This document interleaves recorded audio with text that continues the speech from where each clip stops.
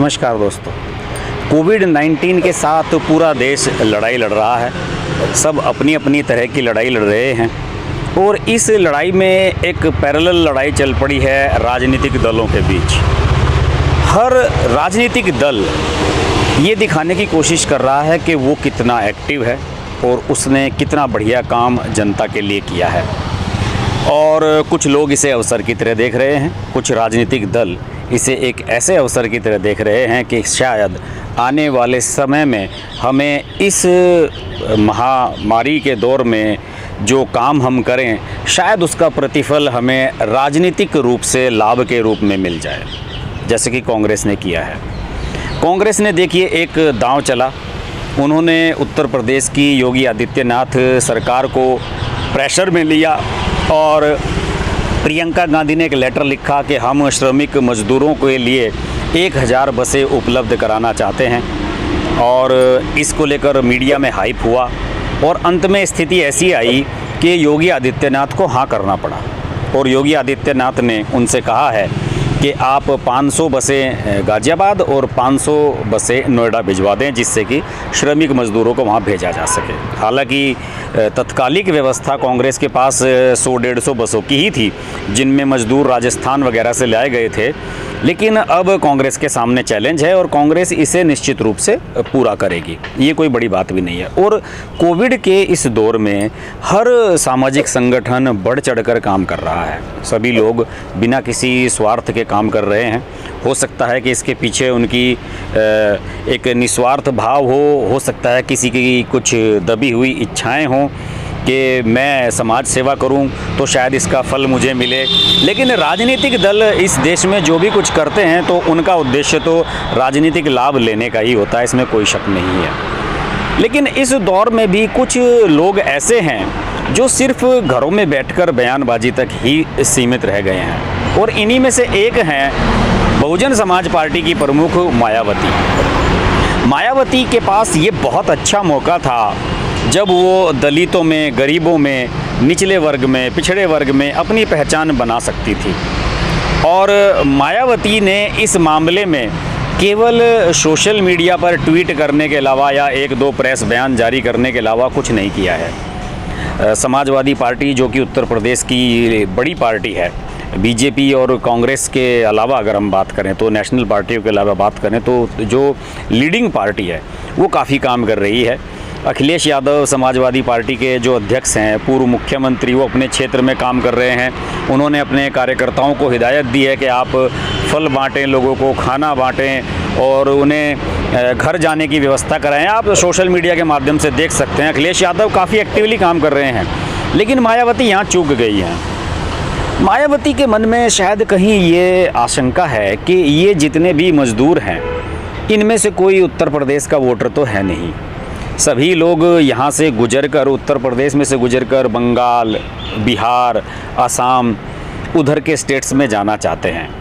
और यही वजह है कि मायावती लगातार केंद्र सरकार की, योगी सरकार की आलोचना तो कर रही हैं, लेकिन उन्होंने अभी तक ऐसा कोई दिशा निर्देश अपनी पार्टी के कार्यकर्ताओं को नहीं दिया है कि वो क्षेत्र में उतरकर लोगों की सहायता करें या इस काम में आगे बढ़कर काम करें।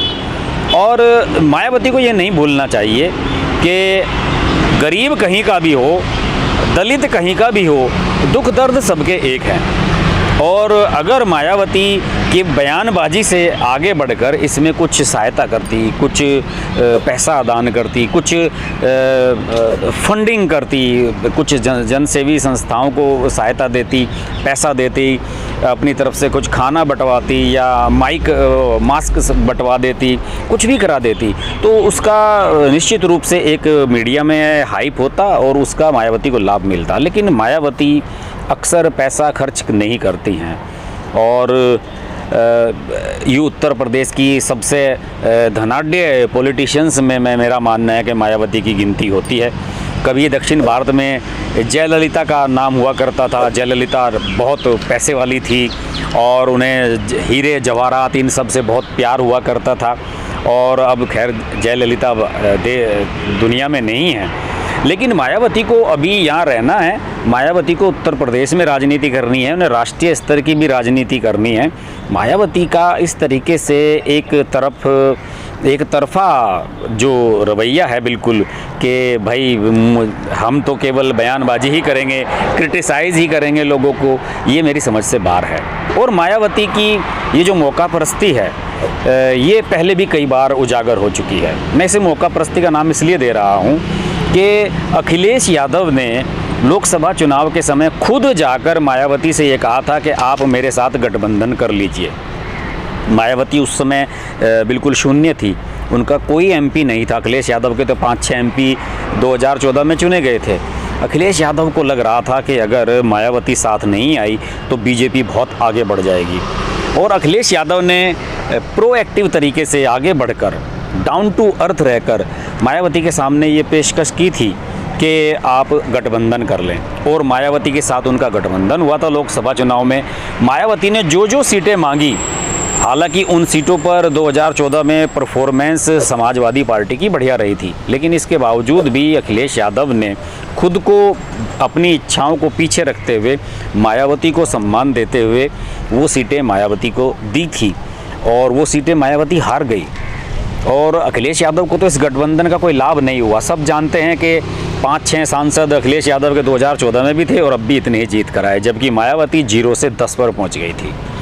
और इस गठबंधन को लेकर मुलायम सिंह यादव ने आगाह किया था अखिलेश यादव को कि मायावती को कभी साथ मत लेना, लेकिन अखिलेश यादव को लग रहा था कि शायद मायावती और उनका जो कॉम्बिनेशन है समाजवादी पार्टी का, दलित मुस्लिम और ये सब पिछड़ी जातियों का कॉम्बिनेशन है, ये डेडली साबित होगा और हम ज़्यादा सीट जीतने में सफल रहेंगे।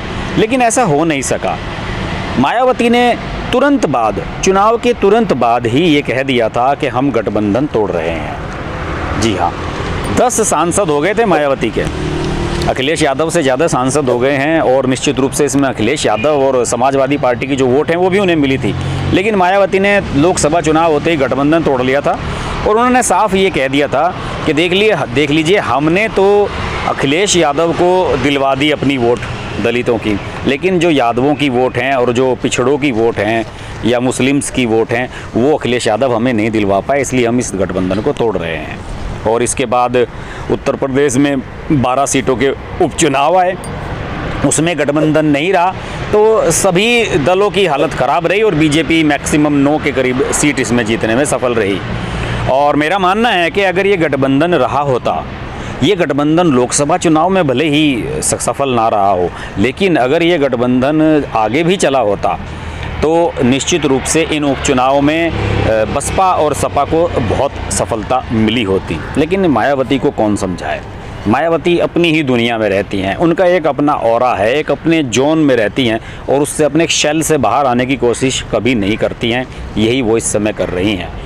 कोविड के इस दौर में उन्हें सहायता के लिए लोगों की आगे आना चाहिए था, और केवल दिल्ली में बैठकर या लखनऊ में बैठकर आलोचना करने के अलावा भी कुछ काम करना चाहिए था जन सेवा के लिए। मुझे तो आश्चर्य इस बात का हुआ कि उन्होंने अरविंद केजरीवाल की आलोचना की। अरविंद केजरीवाल से उनकी कोई पॉलिटिकल राइवलरी नहीं है, वो दिल्ली की राजनीति करते हैं, मायावती उत्तर प्रदेश की राजनीति करती हैं, लेकिन उसके बावजूद वो आलोचना कर रही हैं कि अरविंद केजरीवाल मजदूरों के लिए कुछ नहीं कर रहे हैं, ये कर रहे हैं, वो कर रहे हैं, काम नहीं हो रहा है, लोग वहाँ से छोड़कर भाग रहे हैं। लेकिन मायावती को ये भी सोचना चाहिए कि उत्तर प्रदेश से भी बहुत लोग गए हैं, उत्तर प्रदेश में बहुत लोग लौट कर भी आ रहे हैं जो बाहर काम कर रहे थे। हो सकता है कि इनमें से कोई आपका वोटर हो, कोई समर्थक हो, आपको उन्हें भी उनकी समस्याओं को भी एड्रेस करना चाहिए था। मेरा यह मानना है कि इस समय जो देश में माहौल है उसमें कांग्रेस, समाजवादी पार्टी, बीजेपी सभी लोग अपने अपने स्तर पर जुटे हुए हैं, लेकिन 2 नेताओं की इमेज निश्चित रूप से इस श्रमिकों वाले प्रकरण में ख़राब हुई है। उनमें से एक हैं नीतीश कुमार, बिहार के मुख्यमंत्री, और दूसरी मायावती। इन्हें सबक लेना होगा, इन्हें ये सीखना चाहिए कि आप किस स्थिति में हैं। आने वाले समय में आपके सामने चुनाव हैं, अभी 2020 में ही बिहार के चुनाव हैं, 2022 में उत्तर प्रदेश में चुनाव हैं, तो इन्हें सबक लेना चाहिए कि ये अवसर केवल आलोचना करने के नहीं, काम करने के भी होते हैं, और ऐसे अवसर पर अगर काम करेंगे तो आप लोगों के बीच नज़र आएंगे और लोग आपके साथ खड़े हुए नज़र आएंगे। इस तरह के मुद्दों पर बात करते रहेंगे। आप देखते रहिए अर्श की बात लाइव। और दोस्तों, आप लोग मेरे साथ लाइव भी जुड़ सकते हैं, लेकिन आप लोग चैनल को सब्सक्राइब नहीं करते, वीडियो देखकर आगे बढ़ जाते हैं। अगर आप सब्सक्राइब कर लेंगे तो मेरा वीडियो डलते ही आपको पता लग जाएगा, और जब मैं लाइव होऊंगा तो भी आपको पता लग जाएगा, अगर आप नोटिफिकेशन के लिए बेल आइकन प्रेस कर लेंगे।